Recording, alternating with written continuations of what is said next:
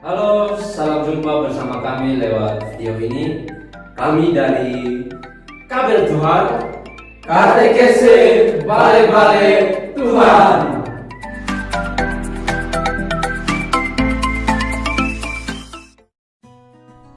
Halo semua, salam jumpa, salam sang penebus.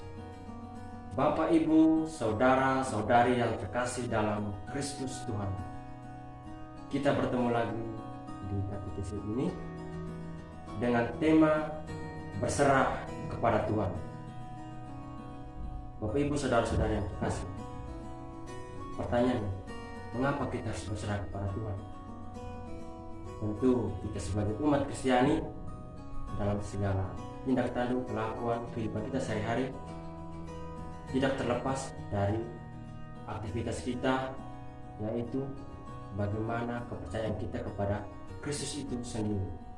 Namun terkadang yang sering muncul dalam kepribadian kita adalah keegoisan dan keamarahan kita itu terkadang menjauhkan kita dari Yesus itu sendiri.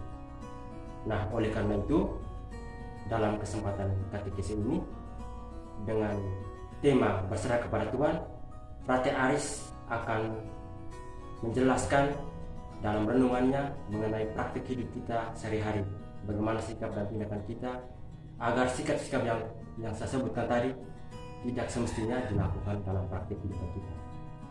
Marilah kita memulai katekese ini dengan lagu pembuka. Ku berserah, ku berserah, ku tahu Tuhan baik bagiku. Ku berserah, ku berserah, Tuhan pegang seluruh hidupku. Ku berserah,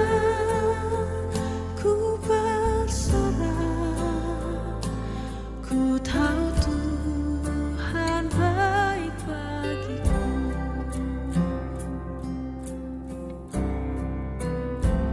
Kau bukakan jalan di lautan,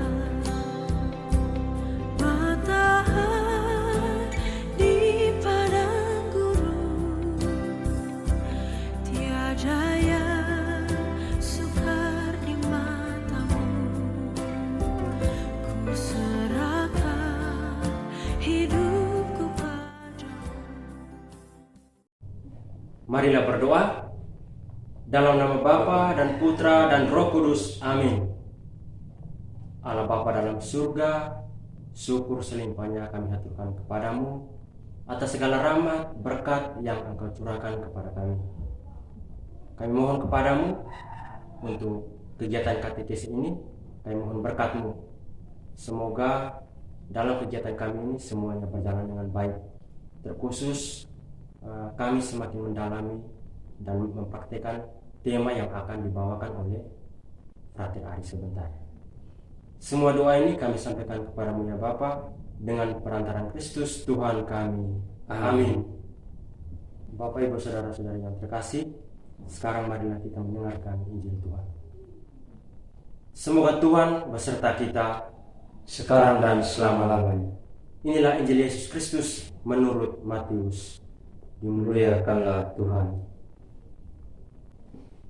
Pada waktu itu berkatalah Yesus, Aku bersyukur kepadamu ya Bapa, Tuhan langit dan bumi, karena semuanya itu Engkau sembunyikan bagi orang bijak dan orang yang pandai, tetapi Engkau menyatakan kepada orang kecil. Ya Bapa, itulah yang berkenan kepadamu. Semua telah diserahkan kepadaku oleh Bapakku, dan tidak seorang pun mengenal anak selain Bapa, dan tidak seorang pun mengenal Bapa selain anak, dan orang yang kepadanya anak itu berkenan menyatakannya. Marilah kepadaku semua yang letih, lesu dan berbeban berat, aku akan memberi kelegaan kepadamu. Pikulah kuk yang kupasang dan belajarlah padaku, karena aku lemah lembut dan rendah hati, dan jiwamu akan mendapat ketenangan. Sebab kuk yang kupasang itu enak dan bebanku pun ringan. Demikianlah Injil Tuhan. Terpujilah Kristus. Bapak, Ibu, saudara-saudari yang terkasih dalam Tuhan kita Yesus Kristus, kita telah mendengarkan sabda Tuhan lewat Injil Matius. Yesus berkata mengenai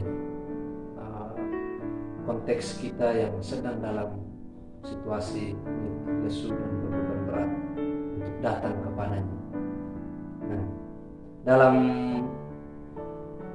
renungan kali ini, dalam katekesi kali ini, ada beberapa poin penting yang bisa kita ambil dari bacaan yang barusan kita dengar.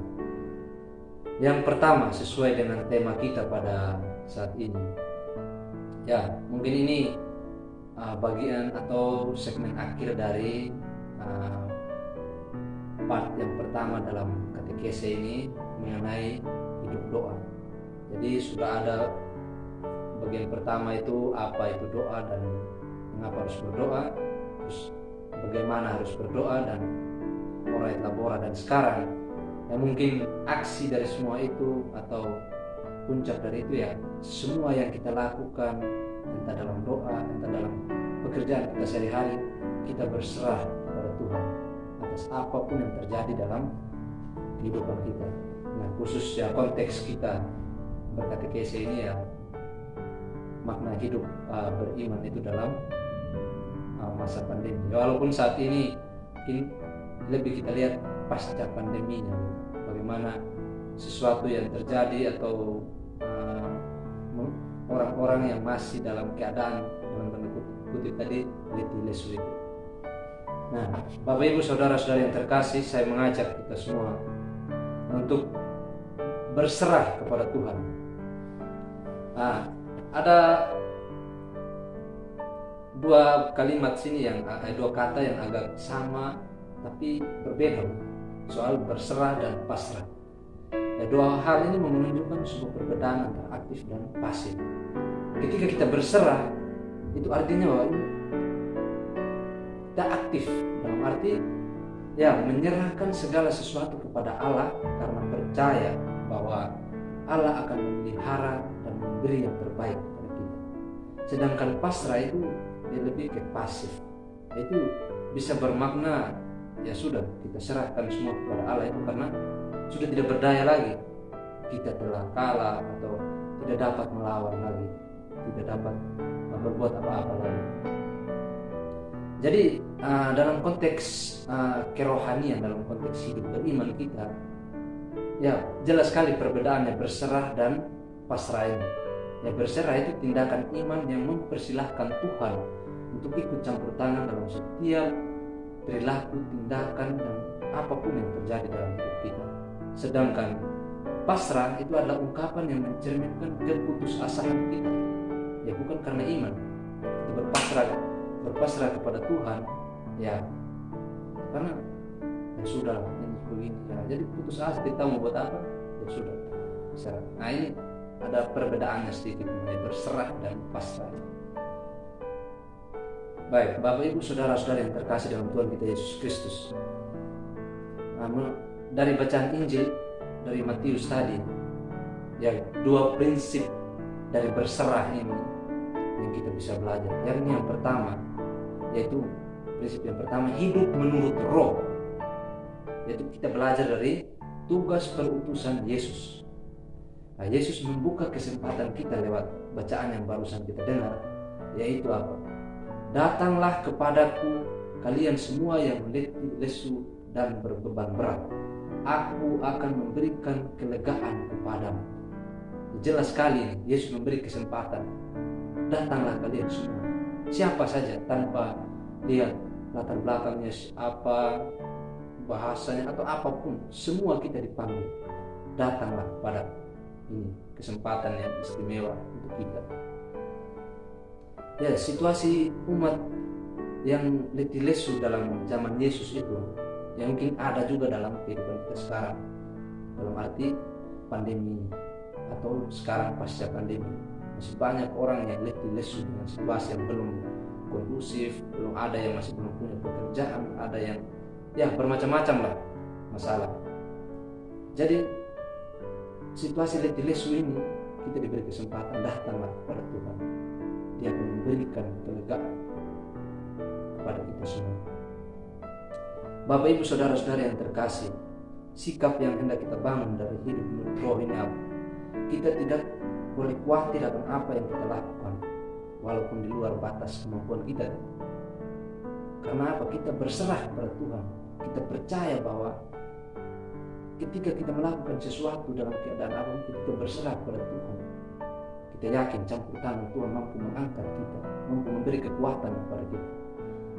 Ya bukan berarti ketika kita menyerahkan kepada Tuhan ya kita melakukan itu ya seperti biasa atau bermalas-malasan, tapi ini menunjukkan sebuah keaktifan juga untuk kita tetap berusaha dan melibatkan Tuhan. Itu maksud dari kita hidup menurut roh atau berserah kepada Tuhan. Nah, Bapak Ibu Saudara-saudara yang terkasih, jadi Tuhan menegaskan kepada kita bahwa semua orang dipanggil tanpa membedakan siapapun. Datanglah kepadaku, hai kamu semua yang letih sudah berbeban berat, aku akan memberikan kelegaan kepadamu. Jadi ini poin yang penting soal prinsip yang pertama tadi. Jadi Bapak Ibu Saudara-saudara yang terkasih, bagian yang kedua atau prinsip yang kedua, ini saya kutip dari Matius 6 ayat 34, yakni sebab itu janganlah kamu khawatir akan hari esok, karena hari esok mempunyai kesusahannya sendiri. Kesusahan sehari cukuplah untuk sehari. Nah, ini mau menunjukkan apa? Kita jangan memikirkan sesuatu yang tidak pasti. Kesusahan hari ini cukup hari ini, besok ada lagi, besok ada lagi. Seperti yang bagian kedua, bagaimana harus berdoa itu tentang Bapa kami yang segmen kedua kemarin. Itu berilah kami rezeki pada hari ini, hari ini, hari ini. Ya cukup hari ini. Kita memikirkan hari ini, menyerahkan seluruh pekerjaan kita hari ini. Jadi untuk besok, lusa dan seterusnya kita serahkan semuanya saja kepada Tuhan. Nah, Bapak Ibu Saudara-saudara yang terkasih, ada satu tulisan menarik yang saya pernah baca soal bagaimana kita baca tentang Yesus dan Lucifer ini, ya bagaimana mau menunjukkan kepada kita soal ya efek pandemi ini, atau ya sekarang mungkin masa pandemi ya agak-agak kocak juga sih ya, tapi cerita ini mau menunjukkan ya kesempatan kita untuk menjadi istilahnya aksi apa yang kita mau buat dulu. Jadi bagian yang berikut ini setelah prinsip yang kedua tadi, yaitu kesempatan untuk menjadi gereja dalam rumah tangga atau dalam keluarga-keluarga. Jadi begini, dialog singkat Yesus dengan Lucifer. Kata Lucifer seperti ini, lihat dengan COVID-19 aku telah menutup banyak gereja, kata Lucifer ini kepada Yesus. Tapi Yesus menjawab dengan percaya diri, katanya begini, engkau keliru Lucifer, aku telah membuka gerejaku di dalam keluarga-keluarga. Jadi ya kata-kata Yesus ini dalam dialog mereka itu mau menunjukkan tadi kesempatan, menunjukkan atau membuka kesempatan bagi kita semua. Itu mari kita tidak melupakan Tuhan yang telah mendirikan gereja di dalam setiap rumah tangga melalui tugas dan peran kita masing-masing. Sehingga maksud dari gereja, Yesus telah membuka gereja-gereja dalam keluarga ini, yaitu sebagai ruang atau kesempatan untuk kita ketika masa pandemi, ketika kita tidak leluasa ke sana kemari atau apa, ada tempat, ada ruang, ada kesempatan kita datang kepada Tuhan seperti perintah Yesus tadi. datanglah kamu semua yang letih lesu dan berbeban berat, aku akan memberikan kelegaan padamu. Dan mari melalui keluarga-keluarga, hidup doa kita, praktek-praktek hidup kita, panggilan dan perutusan kita masing-masing, dengan tugas kita masing-masing, kita menghidupi kedatangan kepada Tuhan, menyerahkan semua. Sehingga pada akhirnya situasi pandemi, situasi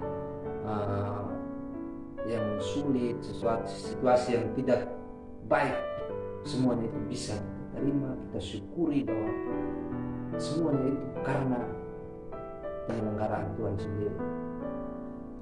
Bapak Ibu saudara-saudara yang terkasih, jadi marilah kita semua datang kepada Tuhan dan juga berkumpul dalam keluarga sesama kita untuk berdoa bersama, memberi ruang pada diri kita untuk bisa memberi waktu pada Tuhan, menghadirkan Tuhan setiap langkah hidup kita. Baik Bapak Ibu saudara-saudara yang terkasih, kita sebagai orang beriman mengetahui makna berserah ini dengan benar, sehingga kita tahu dan menemukan kebenaran, sehingga kerajaan Allah tercipta, kerajaan Allah hadir di tengah-tengah kita. Semoga Tuhan beserta kita. Amin. Bapak Ibu, saudara-saudari yang terkasih dalam Kristus Tuhan, ya kita sudah mendengar bagaimana renungan dari Pater Aris. Saya dan Pater Aris kami berharap bahwa semoga dan apa yang kita dengar hari ini kita dapat mempraktikkan dalam kehidupan kita sehari-hari. Marilah kita mohon doa. Allah Bapa dalam surga, kembalikan mengucap syukur dan berterima kasih kepadamu atas segala rahmat, berkat yang Engkau curahkan kepada kami, khususnya dalam kegiatan katekis ini. Kami mohon kepadamu juga untuk berkat yang Kau limpahkan kepada kami atas segala kegiatan aktivitas kami yang akan kami lakukan. Semoga dengan tema katekis hari ini dapat menyalurkan kami untuk mempraktikkan dalam kegiatan kami sehari-hari.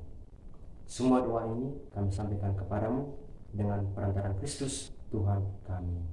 Amin. Dalam nama Bapa dan Putra dan Roh Kudus. Amin.